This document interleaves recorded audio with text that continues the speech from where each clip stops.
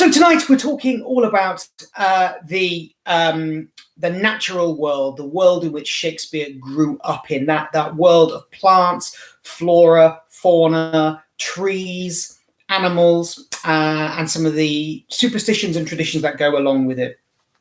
And let's start with a quote.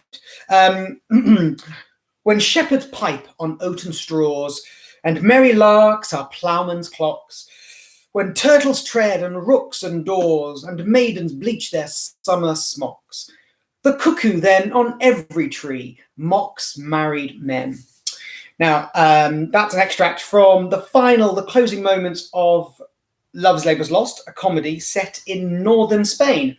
But whether you are in northern Spain, whether you are in Italy, Denmark, Egypt, Cyprus, in any of Shakespeare's plays, you are also going to have a sound of the English countryside come ringing through his words, as shown in that extract there.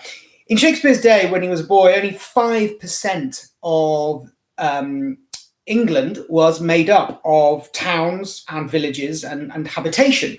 The rest was fields, tilled lands, woods and forests. So the natural world was very much in abundance. It was all around you. It dictated your daily life, and the seasons anchored your place within a rural landscape. And it's a landscape that Will knew really well. I know a bank where the wild thyme blows, where oxlips and the nodding violets grow, quite o'er-canopied with luscious woodbine, with sweet musk roses, and with eglantine. That's from A Midsummer Night's Dream. And the countryside that Will would have been brought up around was mostly wide open fields around Stratford. And it was known as Champagne country. And Champagne comes from the old feudal French feudal system, Champagne. And I've always wondered about that. There's a phrase in Twelfth Night that Malvolio has when he opens the letter, the faked letter from Olivia, and he thinks it's from Olivia. He says, reason and champagne discovers not more. And there was a part of me that always thought he meant reason and champagne, fizzy wine, hooray, celebratory, and the popping of a cork, and it's that. But actually, champagne country, that wide open. Shakespeare's using that reference of something that he would have known colloquially and locally, for Malvolio, thinking that he believes the letter's content is now wide open and Olivia's feelings is plain for all to see. About 11.5 million acres, that's not easy to imagine, but 11.5 million acres of England and Wales were farmed under the plough in this period. That's just under a third of England and Wales was farming land. And the areas around Stratford and Oxfordshire were used mainly for two purposes, for growing wheat and for sheep farming. And both of these feature really heavily throughout Will's plays. As we've seen in previous episodes, both his mum and dad came from farming stock in Snitterfield and in Wilmcote. Will's paternal grandfather, he held a farm of 80 acres, which he farmed for 35 years. His uncle Henry, his dad's brother, he stayed on that farm and farmed it all his life.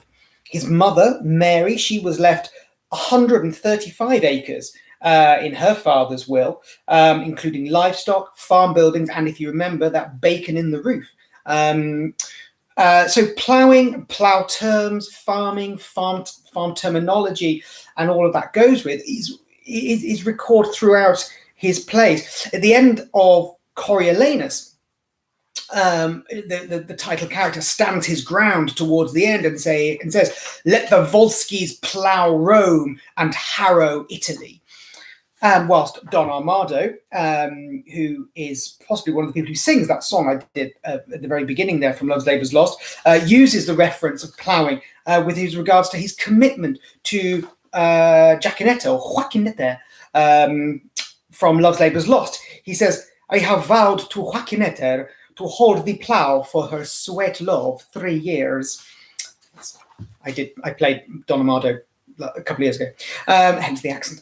And then in Henry V, the Duke of Bourbon, he makes clear his opinion on the English army when he says, "If they march along unfought withal, but I will sell my dukedom to buy a slobbery and a dirty farm in that nook-shotten Isle of Albion." We don't know what the state of the farms, local farms, were where Will was grown up, but maybe one or two were, maybe a little bit slobbery. There was a day in the calendar soon after Christmas called Plough Monday in Elizabethan times, which whilst was a holiday, was also seen as a very important time to bless the farm labourers and the ground and their tools to bring in a good harvest.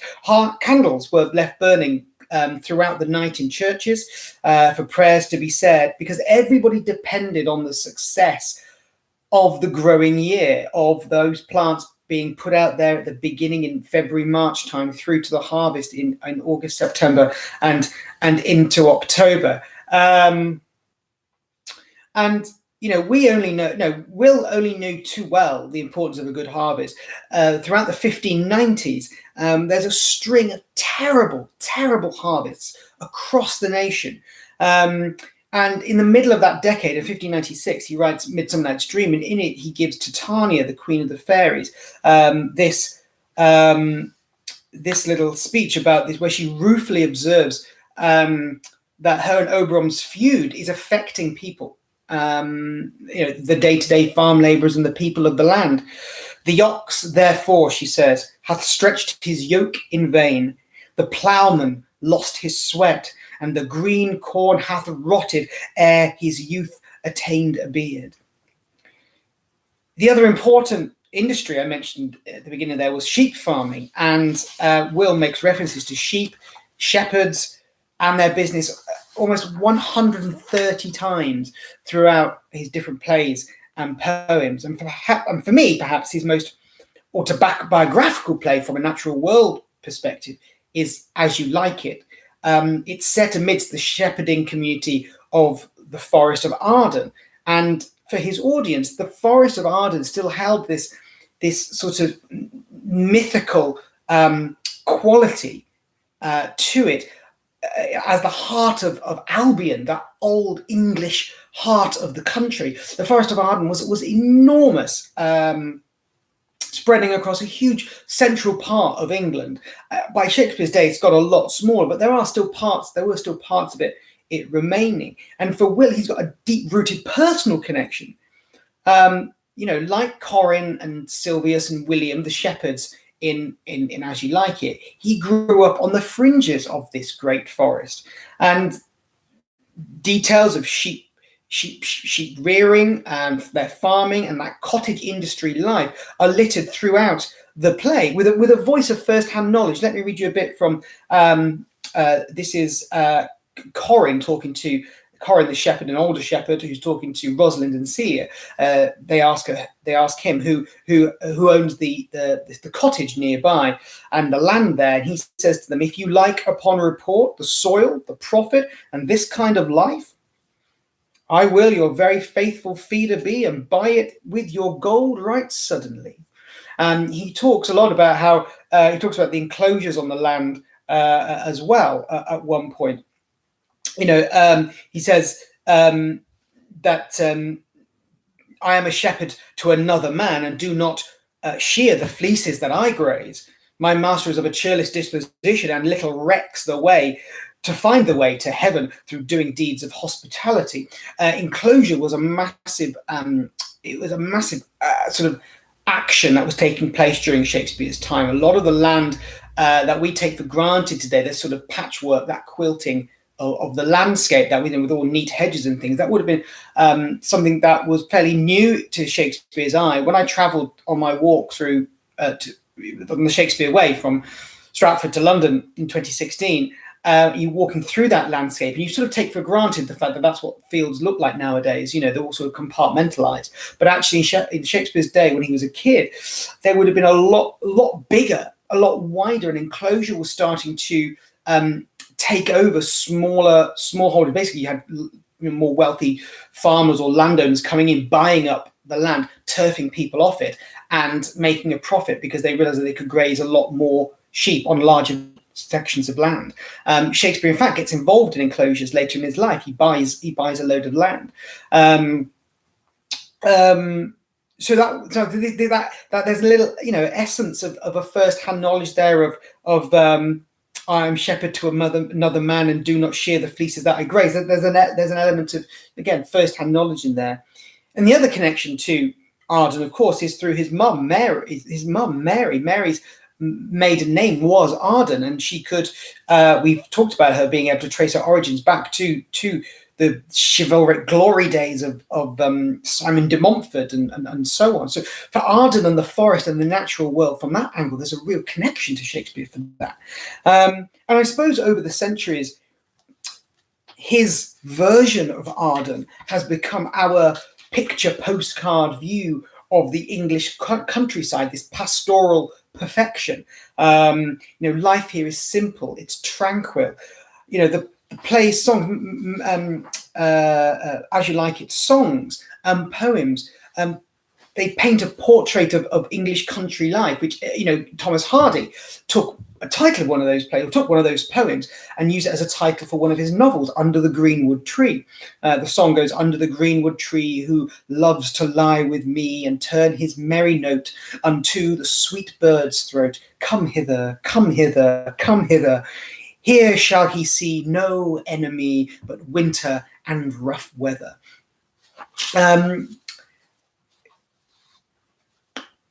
And he returns to sheep. Shakespeare returns to sheep shearing and fields and stuff throughout his plays, but particularly in a more concentrated form in his final play, or one of his final plays, The Winter's Tale. In fact, he goes so far as to put a sheep shearing festival as the main center as the main context for the second half of the play. But before we get there, we meet a young shepherd on his way to market to buy supplies for the sheep shearing festival, and he's in wonderment at what he's got to buy. He says, "Now let me see, what am I to buy for our sheep shearing feast? £3 of sugar, £5 of currants, rice. What will my sister of mine do with rice?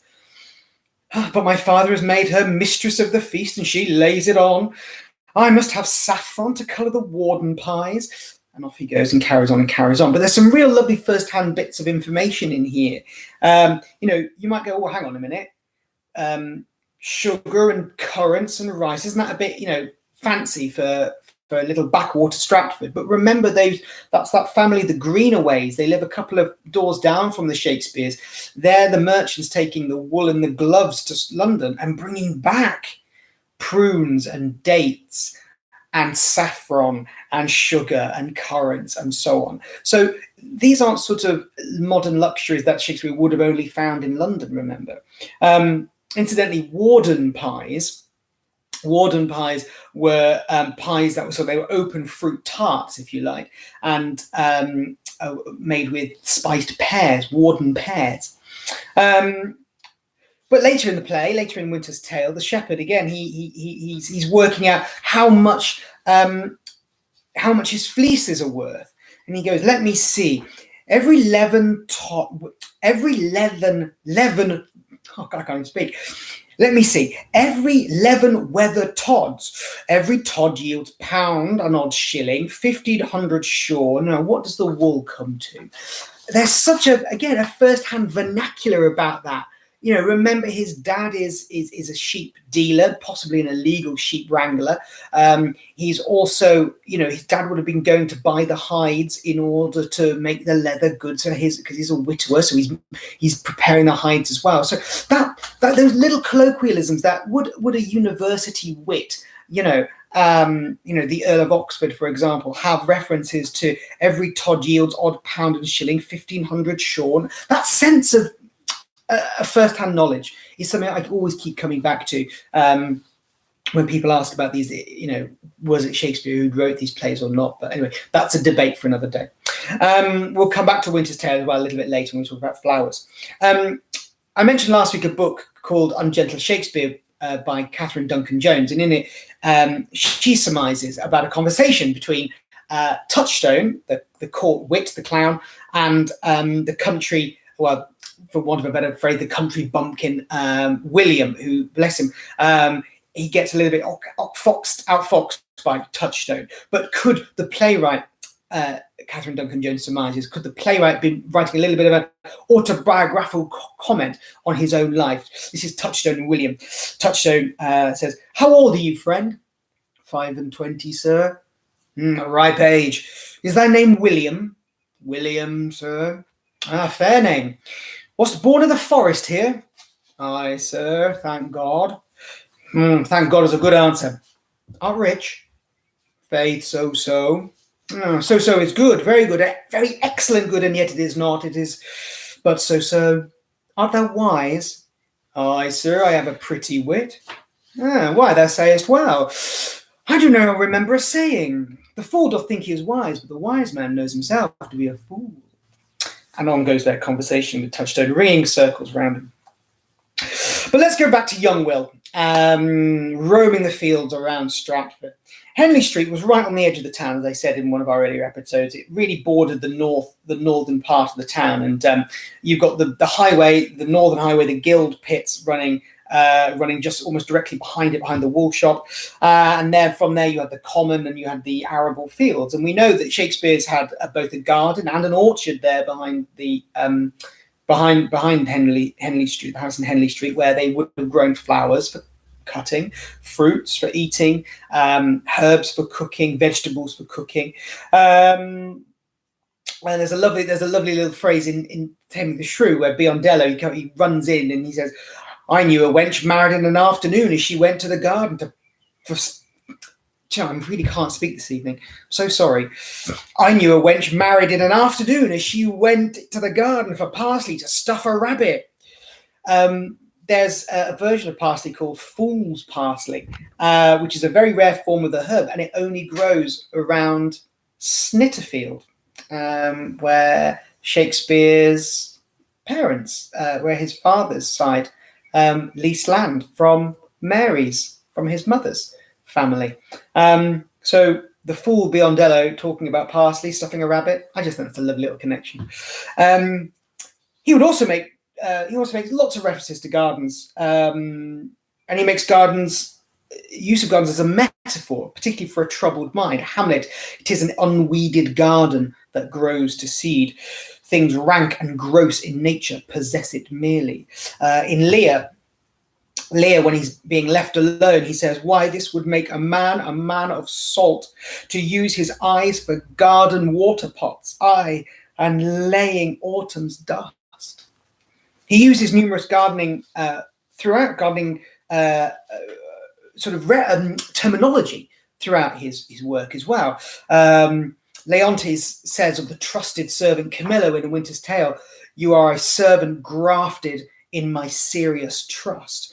And then the King of France in All's Well That Ends Well refers to Bertram's father when he says, "His plausive words he scattered not in ears, but grafted them to grow there and to bear."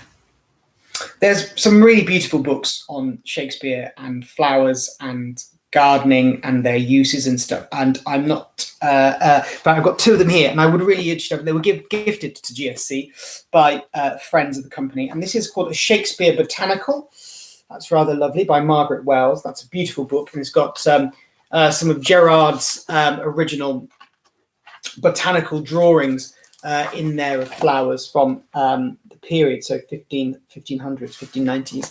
And then this one is The Botanical Shakespeare by Gerrit Queeley, and that's a really beautiful book. So if you're into gardening yourselves, have a little look at those. Now, I'm no gardener, as my fiancée Claire will tell you. So I'm not going to begin a botanical review of Shakespeare's works in that sense, but just through flicking through these books, you can see how plants pervaded his life, his work. It's everywhere. Nettles are referred to 11 times, lilies 27 times, the oak is referred to 34 times, but his most popular flower that he refers to some 86 times are roses. And that's taken into account primroses and so on, dog roses and things like that. And we could look at, all of those botanical names and things for Shakespeare's plants that he uses. But I think one thing I wanted to just pick up on tonight is actually the choice he makes to not necessarily use the name that everybody would have known those plants by, but the local Warwickshire names for some of these plants. So he continues to make references to things like biddies and kexies and thistles and burrs. Kexies are like sort of long grasses. Streaked gillivores. Streaked gillivores are versions of carnations, which some call nature's bastards. That's from Winter's Tale. Lear refers to cuckoo flowers, which are dainty, pale pink or mauve flowers. Ophelia references crow flowers, which are buttercups. And my personal favourite is the pansy, but he calls them love in idleness, or heart's ease is another name that they go by. But I love that, love in idleness. And maidens call it love in idleness, says it's from Midsummer Night's Dream. Now, the native flower of Warwickshire is the honeysuckle. And he mentions it a couple of times. And in Dream, he gives it to Titania, who says, when she's bringing bottom to her bower, says, "So doth the woodbine the sweet honeysuckle gently entwist, the female ivy enrings the barky fingers of the elm. Oh, how I love thee, how I dote on thee." But just that lovely, enrings the barky fingers of the elm. There's in all of Shakespeare's references to plants and gardens and that natural world element, there's a sense of observance. It's not just talking about the perfume of something or the color of the pale blueness or whatever. It's the way that he feels like he's observed the way the plants grow in their habitat.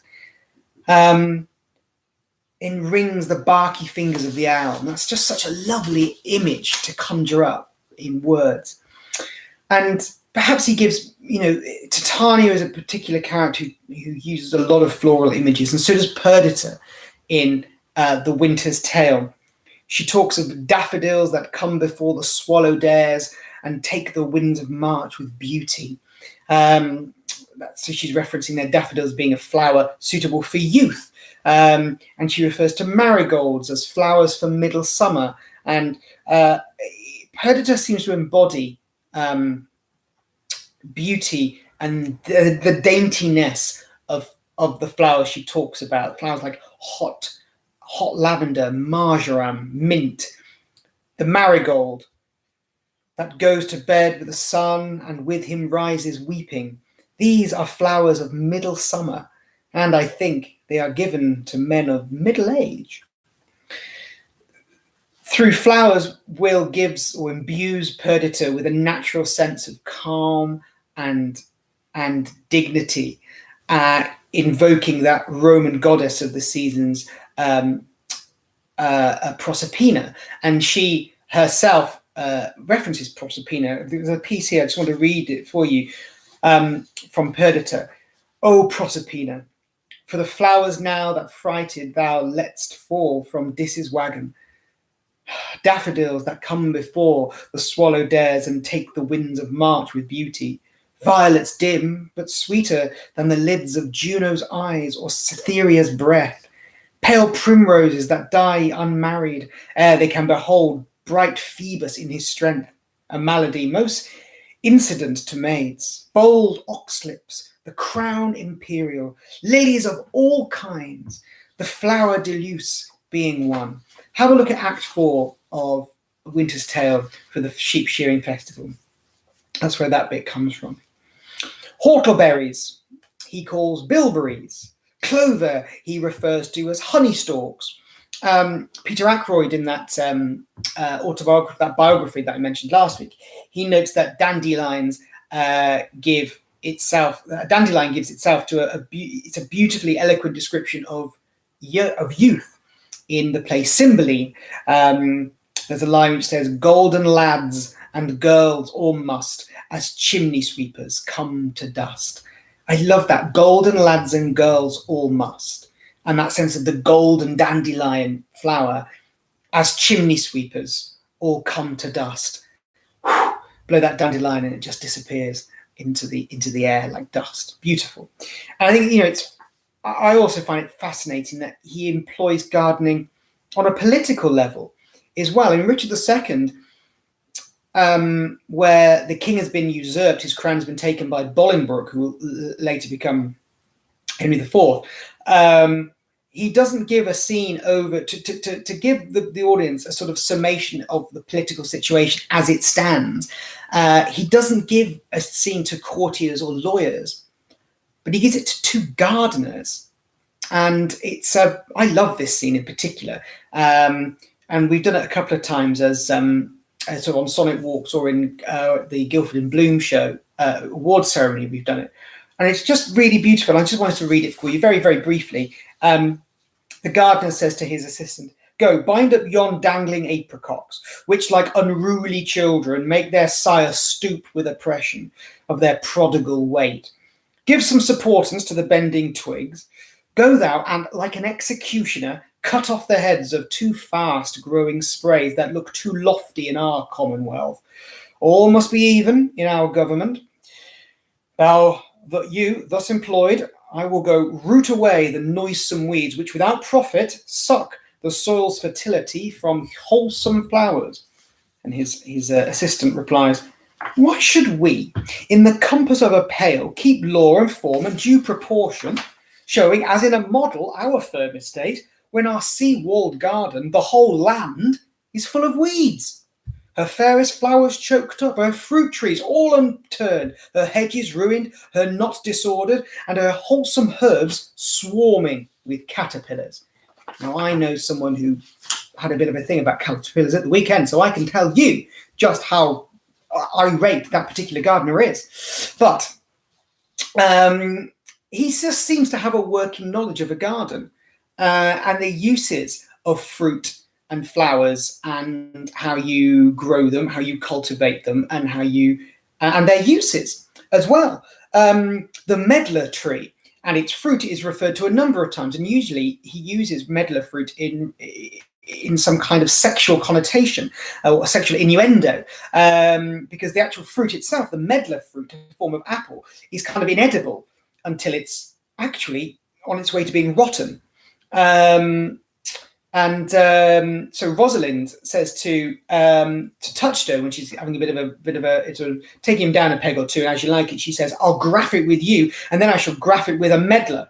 Then it will be the earliest fruit of the country, for you'll be rotten ere you be half ripe, and that's the right virtue of the medlar."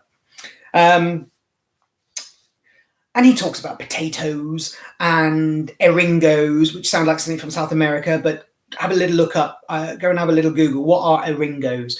Falstaff talks about them at the end of Merry Wives of Windsor. But, like I said, we've done half an hour. I could talk about, we could talk about flora and fauna all night. Books are written about this stuff. But what about animals and birds? That's part of that natural world as well that he would have been growing up around. Well, we've mentioned sheep, but what else crops up in his work? Well, again, I noted in Peter Ackroyd's biography, he notes around 60 species of birds are referenced in his plays, from temple-haunting martlets to russet-pated choughs to owls-or-cocks to larks, crows to swans. This is from The Rape of Lucrece, the poem. "The crow may bathe his coal-black wings in mire, and unperceived fly with the filth away. But if the like the snow-white swan desire, the stain upon his silver down will stay." And what might have been his very first play, Titus Andronicus, Aaron the Moor observes, "For all the water in the ocean can never turn the swan's black legs to white, although she lave them hourly in the flood." And I just wonder if there's a little question there. It's the sort of thing that, a little child would ask a mother of, like, "Well, that swan, that duck's got, black legs. Why doesn't he ever, he's in the water all the time? Why doesn't he wash it off?" Again, I just love that. Just like the way Bottom sings, a song about garden birds in such an innocent, simple way in Midsummer Night's Dream. The owlsel cock so black of hue, with orange tawny bill, the throstle with his notes so true, the wren with little quill, the finch, the sparrow, and the lark, the plain song cuckoo grey, whose noteful many a man doth mark, and dare not answer nay. The owlsel cock, by the way, was another name for a blackbird, with his orange tawny bill. But the cuckoo he mentions in there. Now the cuckoo, cuckoo's had a particular interest for Elizabethan men, and Will references it 18 times through his plays and works. It naturally sort of embodies or emblemized cuckoldry, this idea of you being duped by your wife. Her sleeping with another man and the rest of the town knowing about it. And so you've been cuckolded. You've ended up with horns on your head. And of course, the cuckoo lays its eggs in another bird's nest for that bird to raise. The fool in Lear warns the king, the hedge sparrow fed the cuckoo so long that it had its head bit off by its young. And it certainly has a distinctive voice, the cuckoo. The weekend I heard my first cuckoo out here in Bramley, and Portia mentions the song, the voice of the cuckoo. He knows me as the blind man knows the cuckoo, by a bad voice. In 6 different plays, the woodcock is mentioned, and it's used and it's always used in the sense of a foolish reference. So the woodcock, they were considered rather foolish birds because they could very easily be caught. They would walk themselves into, they were called spring traps or gins. Gins coming from the spring bit, gins. And Hamlet calls himself one at the end of Hamlet when he's dying from the poison at the end of the sword blade. In Twelfth Night, Fabian exclaims excitedly, "Now is the woodcock near the gin," as Malvolio approaches that faked letter from Olivia. So it's just one, again, these birds that would have, I grew up not in the countryside, but my dad did, and my family therefore are countryside people, and in Worcestershire, fair enough. And seeing partridges and pheasants and grouse roaming around the countryside, the people hunting them and stuff, they're natural images that stay with you all your life. And I just think there's connections in here from Shakespeare as a boy. Warwickshire and Gloucestershire were really well known for hare coursing or hare hunting. And What the Hare, W-A-T, What the Hare, is a feature of Will's poem Venus and Adonis, the poem that made his name in 1593. Upon a hill stands on his hinder legs listening to hearken if his foes pursue him still. Great image of a hare. And the annual Cotswold hunting games are mentioned in The Merry Wives of Windsor. Master Page, he's sort of asked if his greyhound has been outrun on the Cotswolds. Slender asking that question, to which Mr. Page is a little bit disgruntled about. But hunting and horned beasts, again, also a constant motif in the plays. Titus Andronicus, the hunt is up, the morn is bright and grey, the fields are fragrant and the woods are green. The wearing of horns and antlers were also common metaphors, of course, for cuckoldry, and are constantly used, of course, as I said, in Falstaff. He goes as a stag to Herne's Oak, referenced 34 times in Shakespeare's play, at midnight, where there's sprites and fairies and they're in the middle of the countryside. All that play climaxes, that domestic Elizabethan domestic comedy climaxes in something that is absolutely rooted in the natural folkloric world of a small town community, symbolic of so many English associations. So in Will's young life, religion, folklore, superstition, tradition, good and bad, they all coexist. So for a young boy being brought up on the fringes of a forest, which also proudly bears his family name of your mum, it's really easy to understand how an imaginative, creative, fertile mind I think, can be cultivated, where you can see books in the running brooks, sermons in trees, and good in everything. He's able to use the natural world both to capture the essence of human life. And this is Sylvius, and As You Like It, talking about hopelessly loving the shepherdess Phoebe.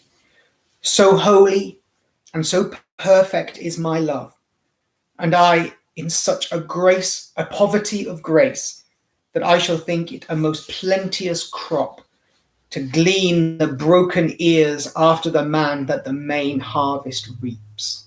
That I'll still take Phoebe after, she's been with the best guy in the town. I mean, it's heartbreaking, but beautifully written. But Shakespeare also distills the mundane to poetic beauty. In Antony and Cleopatra, Cleopatra's flight from the Battle of Actium, the sea battle, he describes the breeze upon her like a cow in June, hoists sails and flies. Probably the most beautiful human woman ever in history.